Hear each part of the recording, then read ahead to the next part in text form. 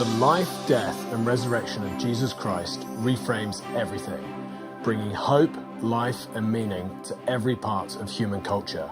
And yet many of us can't see how our faith shapes much of everyday life and experience. Sunday to Sunday, the in-between days, where was Jesus? I didn't think about the whole of who I am. What was I passionate about, or how God uniquely made me? What are God's purposes for us? What does it mean to be made in the image of God? How do we live in the world, but not of the world? God wants to make us more ourselves. He is holding all things together, and that he is reconciling all things to himself. We're exploring, how does the biblical story reframe our story? We live out of our stories. So be located in the story, the biblical story in which God reveals himself, his character and his life.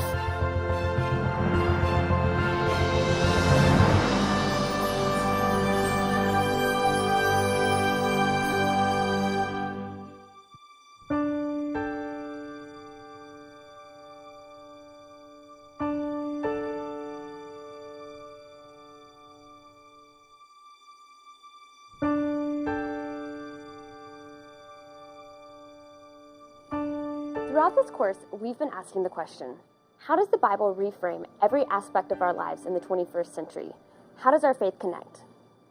We started in the first session at the beginning, in Genesis, and we discovered that God has a big vision and purpose for humanity and creation. He made us in his image as kings and priests to care for creation and be culture makers. And even though sin entered into the world, it did not negate God's original purposes for creation. But sin is real and has had a catastrophic impact. Sometimes it seems that all of culture is broken and frustrated. We can feel very small in the midst of huge problems. How can we be faithful to God in such a messy world? I suppose my greatest fear starting out as a lawyer was that I would lose my faith. That I'd had this wonderful experience in college and law school and had terrific training, been part of a great church, and then that somehow I would get out into the world and I would sort of lose that enthusiasm for Christ. Rich Dean has been practicing law for over 30 years in Russia, Australia, and now Washington, D.C. When I was in law school, there was a segment of my peer group that viewed going to work for major corporations, or frankly going to work for major law firms like I was doing, as sort of selling your soul. Kind of made you think, am I really doing the right thing with my life? Is this a good thing or not? There would be then examples that would be highlighted in the corporate world that, would be held up as, reasons why all these people were without any moral fiber and would do anything for a profit. My particular era, it was the Ford Pinto cases, which are now a bygone part of history. But Ford had this Pinto. It's been long discontinued, but it was a very successful car. The only problem was it had a fundamental design flaw where they put the gas tank too near the rear bumper. So in rear-end collisions, there were frequent explosions and fires. And, faced with this, at Ford, they made a judgment, at least initially, not to redesign the Pinto. And, and obviously this would bother anybody, right? I mean, I wasn't unique in feeling like this is outrageous. Rich was meeting regularly with Tom Skinner, a well-known pastor in New York City. The problem is we take our hang-ups and we deliver them to other people. We can't do that. If God puts people in particular thing, pray for those people and let them be salt there. Let people be in the world. And so I remember one night at one of these dinners with Skinner, we were sitting around and somehow this case came up. And I said, I would never go to work for Ford Motor Company. I would not want to represent Ford Motor Company. And Skinner just, he was a big man. And I remember him just leaning back in his chair. And he said, well, tell me this. Would it be any different if you were in the boardroom? I thought, well, what are you talking about? He said, well, I want to know. I mean, what if you were in the boardroom? Would the decision be any different? And I thought, well, why are you asking me this question? I don't want to be in their boardroom. But it was so provocative, and it caused me to, I think, sort of fundamentally adjust my thinking about this and begin what for me was kind of a long path of what does it mean to be in the workplace trying to do the right thing? Was there a way to bring my faith into that would, could it make a difference? Many of us feel that the problems of the world are just too big and that it's impossible for people like us to make a difference. What does the Bible have to say about this? In this session, we're going to look at the next big chapter of the Bible, the story of Israel, to understand how God goes about redeeming a messy world.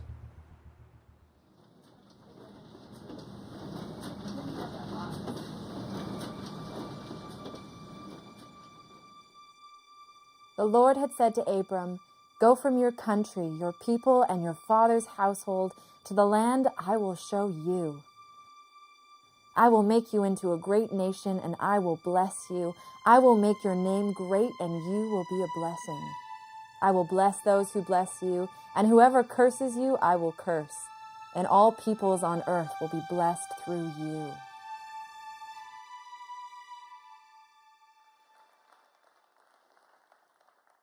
Story is one of the ways we form identity, one of the ways we develop a self-understanding, and not just self-understanding, but understanding of who God is and what God is doing, what his purposes are for creation and for its creatures, which is us.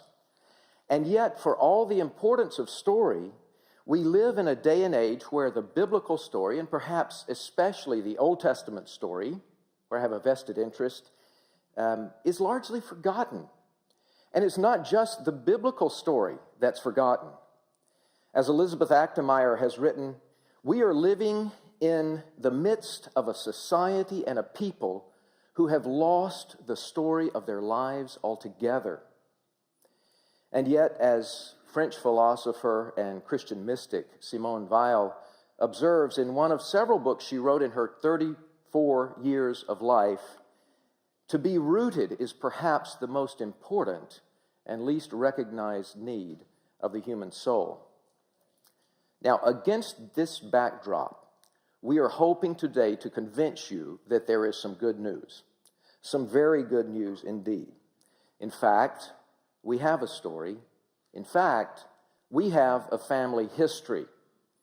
As the Apostle Paul stresses in a few places, we who are followers of Jesus, the Jewish Messiah, are children of Abraham by faith.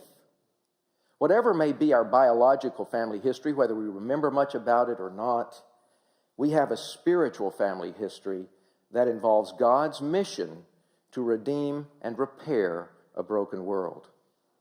God's story is our story because he's invited us to be a part of it.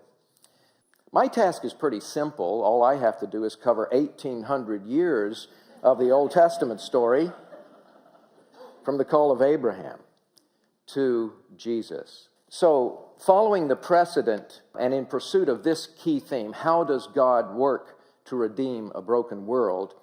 I want to follow Matthew's genealogy, which will give us a bit of structure, and I want us to look at the history from Abraham to David, from David to exile, and from exile to Jesus. So from each of these stages, I want to emphasize a key truth about how God pursues his redemptive mission in a messy, broken world, how he moves his story, which is also our story, along. And I hope we'll see these three key things. First of all, we're going to notice that God moves his story along by calling ordinary people to trust him.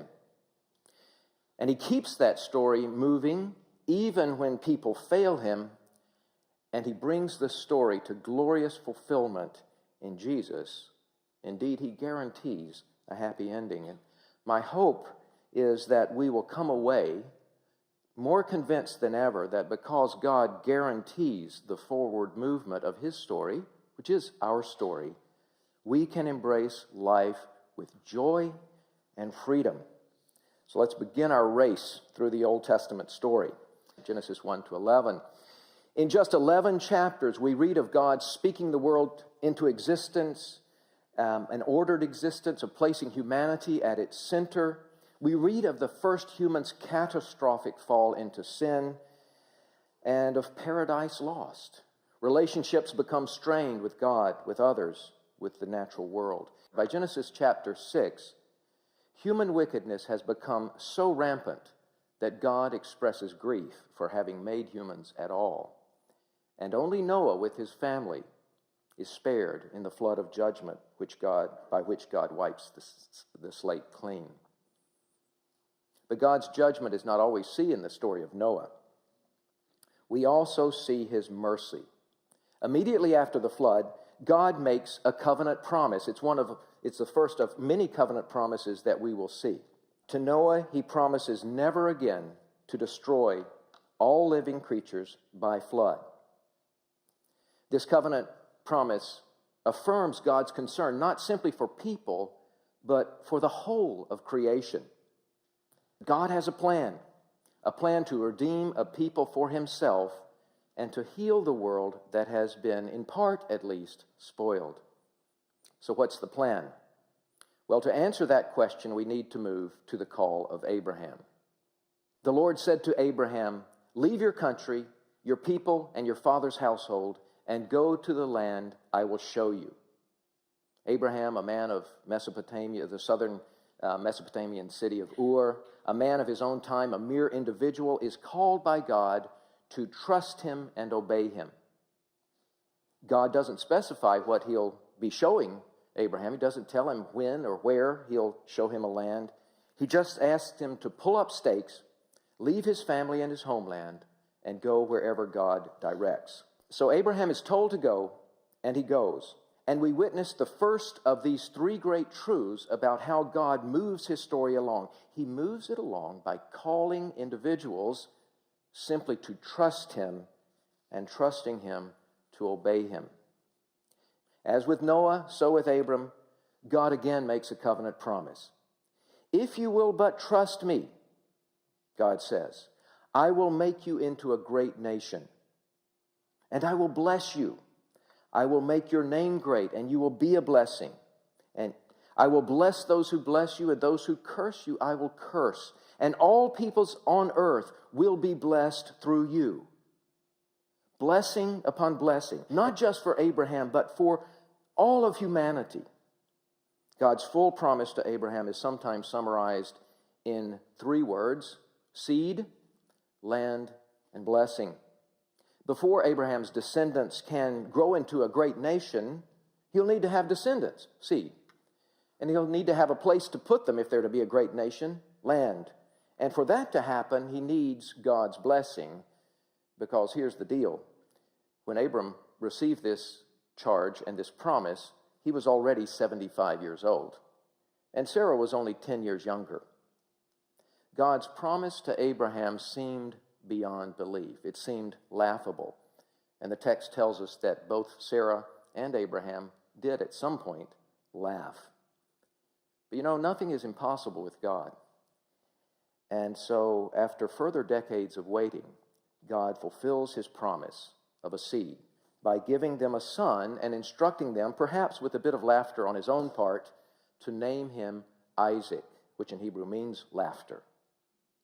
Isaac in due course becomes the father of Jacob and Esau, and by the end of the book of Genesis, we find Jacob blessing 12 sons, who in due course become the forefathers of the 12 tribes of Israel.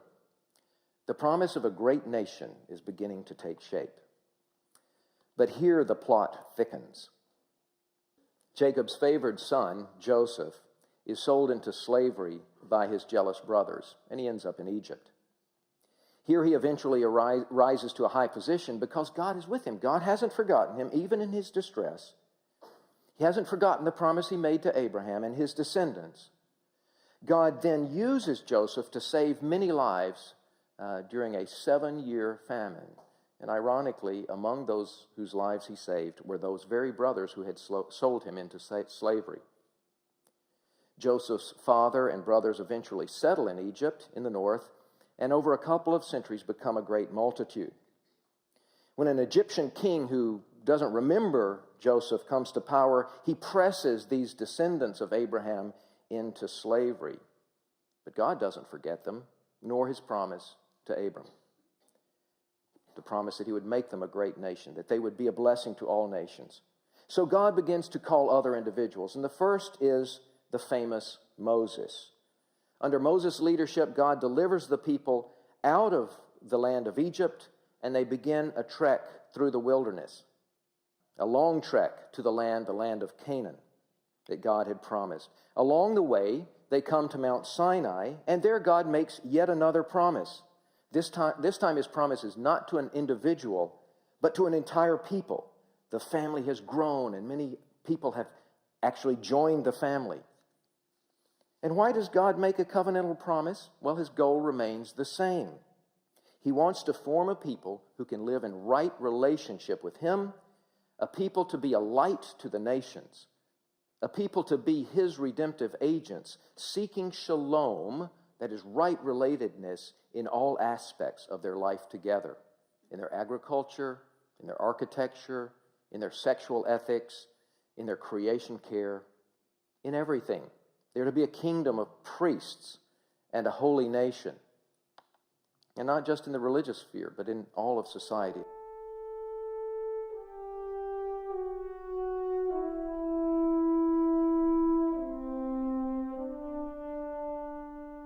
How God calls Israel is just a fascinating reflection of how we very rarely really get the fullness and understanding of who God is and what he does. These are not a unique people in certain ways. They're not already a powerful nation. They are, in some sense, in this huge scope of humanity, an insignificant group in an insignificant world in an insignificant time period. Like all of us, at some point in our lives, we're all insignificant people in an insignificant world at an insignificant time period. And yet God chooses, and yet God calls.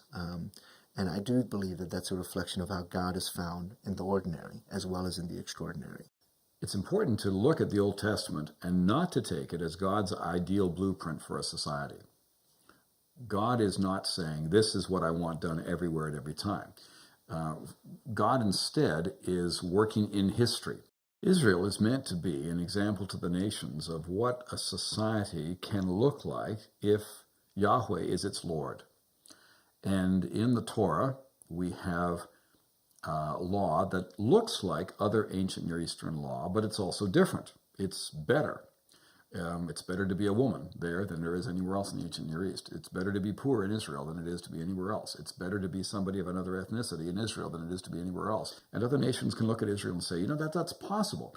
So Israel's living out the cultural mandate of a kind of shalom-making and shalom-ful way of life, parallel to the way the church is supposed to love each other. So following the covenant promises of Sinai and the giving of the law, and in keeping with the pattern we're beginning to expect, the book of Joshua opens with God issuing yet another call to an individual. The book of Joshua, however, is not principally about Joshua, it's about God, and it's about God fulfilling all the promises that he had made to Abraham. He finally brings them into a land, the land of promise. In the generation following Joshua, however, the people of Israel begin to lose their focus and they lose their way. They begin to adopt pagan practices of the remaining inhabitants of the land, quite the opposite of the right relatedness that God had in mind. The book of Judges, which follows the book of Joshua, recounts decades upon decades of depressing cycles of sin, subjugation, sadness, and all the while God continues to stick with his people. His plan is not going to be thwarted simply by human failure. But still, by the end of the book of Judges, the recurring refrain is, everyone is doing what is right in his own eyes. Something has to change, and that change comes in the book of Samuel. It's in the book of Samuel that we have the transition from judges to kings. It's in the book of Samuel that we meet that shepherd king David, but not at first, because the book of Samuel doesn't begin with David or even with Samuel, from whom the book gets its name. It begins with Hannah. I find this remarkable. Hannah is in so many ways an ordinary, average woman who, like many women then and now, found herself in a world of hurt. She was childless in a culture where bearing children was regarded as the epitome, the essence of wifely fulfillment. And to make matters worse, she was not alone in her marriage to Elkanah. Perhaps because Hannah was childless, Elkanah had taken a second wife, Peninnah. And she also wasn't particularly happy.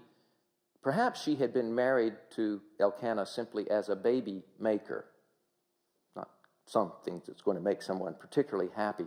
Peninnah was resentful of Hannah, and she took every opportunity to make Hannah as miserable as she possibly could. And Hannah was miserable. She had some options. Elkanah had told her that he loved her. Is not my love for you greater than more important than 10 sons? She had her husband's love. She could have used that as a weapon. She could have fought back, fighting fire with fire. Or she could have simply repressed the pain, pretended it wasn't so, and avoided Peninnah. But Hannah chose neither option, neither the fight option nor the flight option. Instead, she took her deep pain and her concern to God, and she poured out her heart to Him.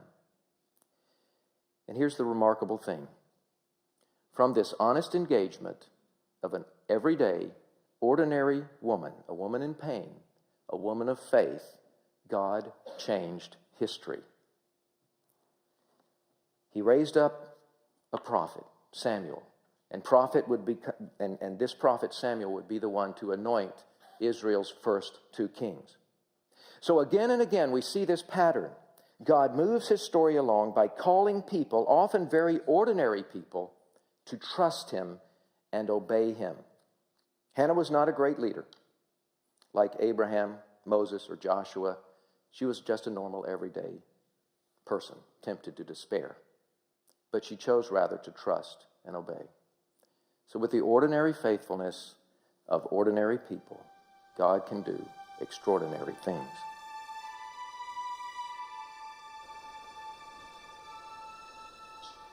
One of the wonderful things to me about the Bible is that there really are no heroes. Abraham and Sarah feed 3 strangers who happen to be God. Had no idea. Probably never did realize it. And then the stories of Isaac and Jacob and Joseph and the brothers, they're all full of people like us. They do stupid things. And they're still in the story. Nobody gets ejected. You realize that? Nobody gets thrown out. I think in the West we really have a way of looking at the world that's hyper-individualistic.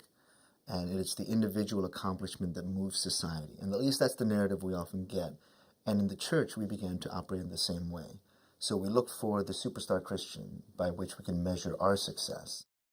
I talk quite a bit about my mom, who was never a pastor, never got seminary education, but the spiritual giant that she is, mainly because she prayed all the time. My mom is 80. A few years ago, she showed me her knees and noticed that her kneecaps had split into multiple pieces because she had been so much on her knees, hour, 2, 3 hours a day, that the physical strain on her knees had essentially destroyed her kneecaps. But there she is every day, in her position of kneeling on the floor, furthering that faithfulness. And I think those are the stories that very rarely get told in Christian circles.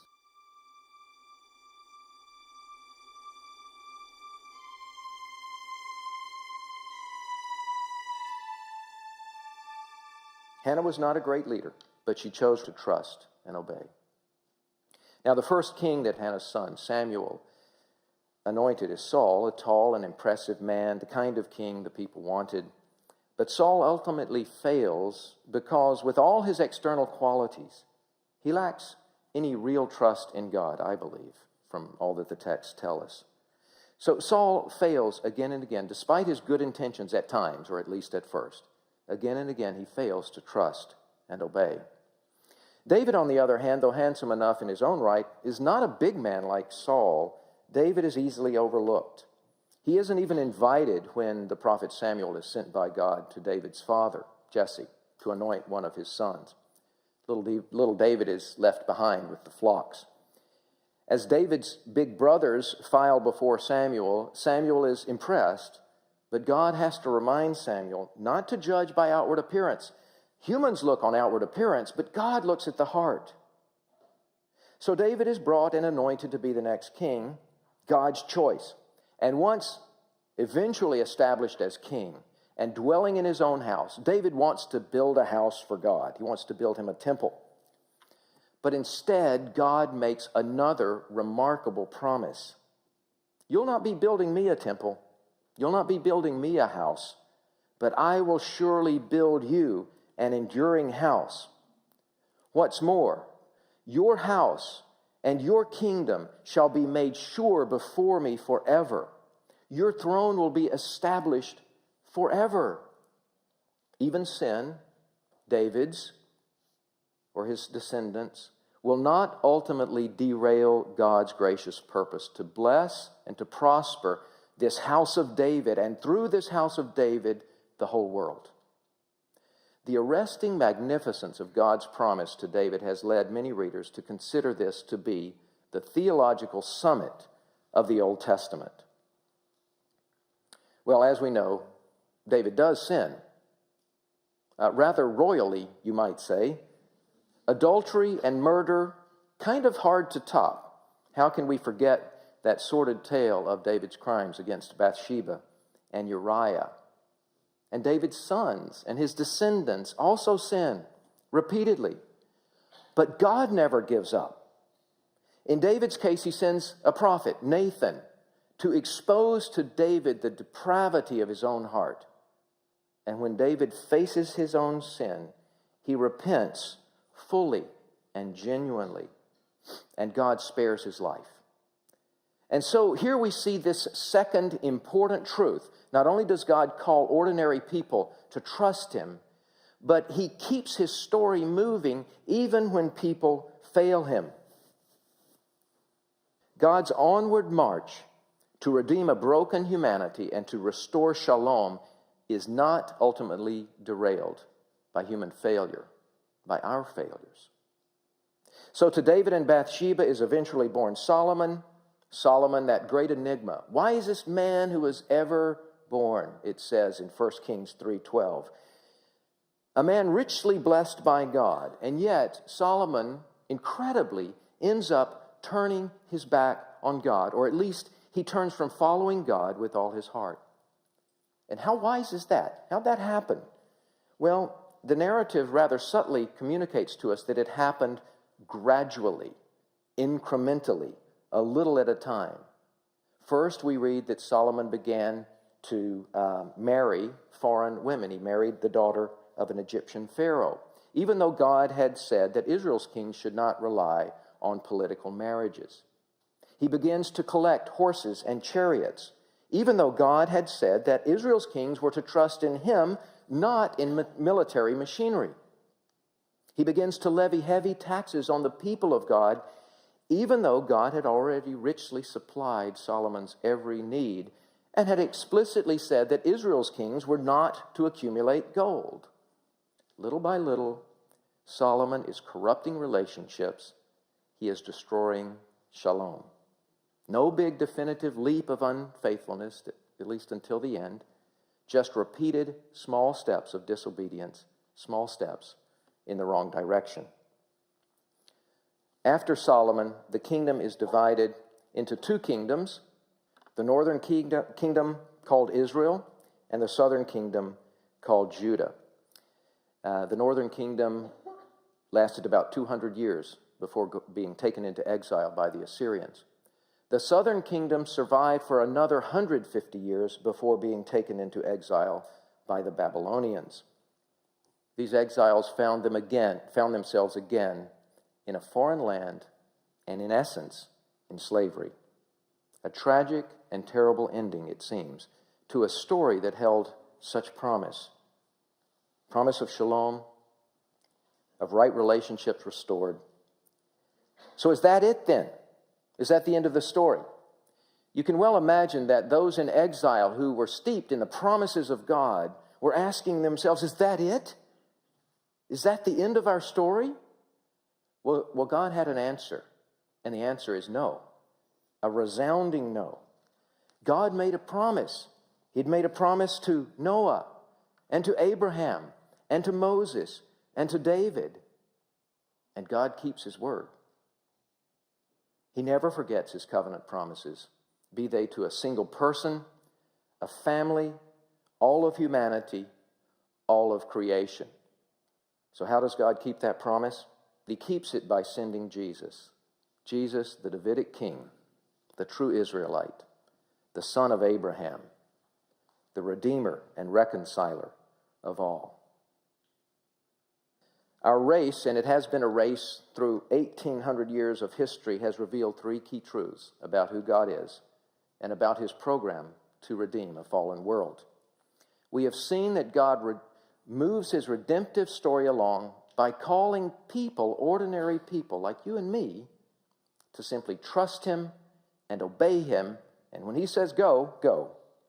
And he keeps the story moving along even when these ordinary people fail him, as we often fail. And he brings the story to glorious climax and fulfillment in Jesus. We have a God worthy of all our trust. We have a God who is bigger than all our failures. And we have a Savior who guarantees the happy ending. Could there be a better story to be part of than that?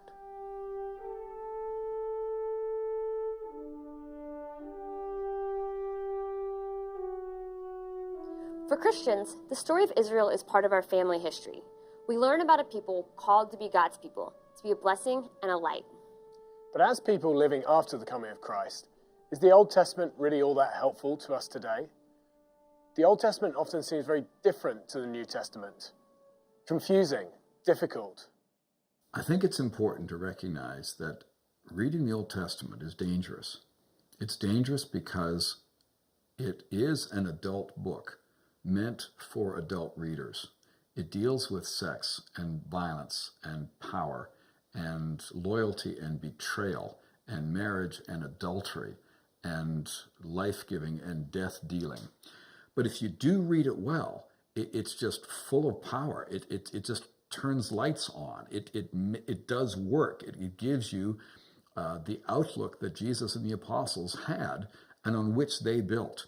And it's just necessary. How do you make sense of the New Testament without the Old Testament? The whole canon of Scripture speaks to God's character. And one of the key elements of God's character is that he is faithful. I find it fascinating that Israel has so many faults in one level. Right? I mean, the entire history that you see is this repeated rebellion against God. And yet God remains among them because he makes a covenant with them. And God has taken the ordinary people like Israel, like the church today, and have done extraordinary things, not because we're extraordinary, but because he's an extraordinary God. The people we read about in the Bible are ordinary, regular people like you and me. The story of Israel is a testament to the character of God in the ordinariness and complexity of daily life. Earlier, we saw that Rich Dean was afraid he'd lose his faith working for a secular law firm, but felt challenged to be God's representative in the midst of our messy world. It wasn't too long before he got his first chance to do this. We were representing a company whose chief executive officer was going through a divorce. This company asked Rich to exclude a future bonus that the CEO was going to receive. I said, well, I mean, why would we do this? What's going on? And the guy I work for said, well, our client told us that he's in the middle of a divorce and he does not want his wife to find out he's making an extra $3 million. I said, well, it doesn't seem to me that that's the right thing. I said, moreover, I think it makes the law firm look bad. And he said, look, we don't represent his wife, okay? We don't even represent him. We represent the company, our client. They're telling us what to do, go do it. I went back to my desk and I wrote up this list. I thought, this is just not right. So I went back to him and said, look, I can't do this. And so he said, I'll tell you what, let's take it to the head of the department. I was a second or third year lawyer. I was like, what was I doing? I made my case. And he said, thought about it for a few minutes. He said, Rich, he said, Ed's right about this. We don't represent her. It's not our responsibility. But he said, we're not going to do it because it's just not right. And I just felt sort of vindicated that it was okay to talk about what was right and wrong in that context. But it was just kind of a confirmation that what Skinner had put me onto was just an important way of thinking about what I was doing. I think there's some kinds of opportunities for heroism where you do the right thing and it's great and you right the wrong, but the vast majority of situations, I mean, are just every day you're sort of struggling with something that's just far more gray. Studying the Old Testament has helped me appreciate that fallible people are still used by God in ways that we really can't figure out. Not in ways that I can necessarily see, or I may never see, but you trust are part of what God's doing.